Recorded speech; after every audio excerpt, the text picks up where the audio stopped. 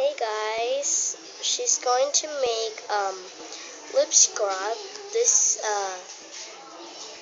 Saturday now.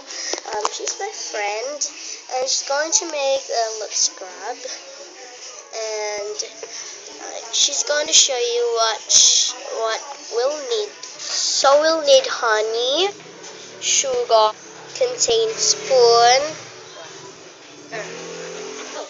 So let's start. So this is the honey that she make about an hour ago. So first scoop a little bit of sugar, just like that.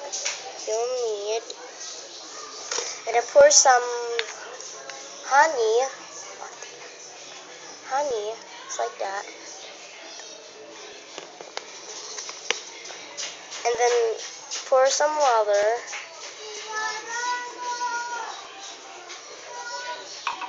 And then mix it until combined. So it looks like this. Pour the honey that you make about an hour ago, pour it all over, and mix it until combined. And then test it out and apply to the lips. Becoming that.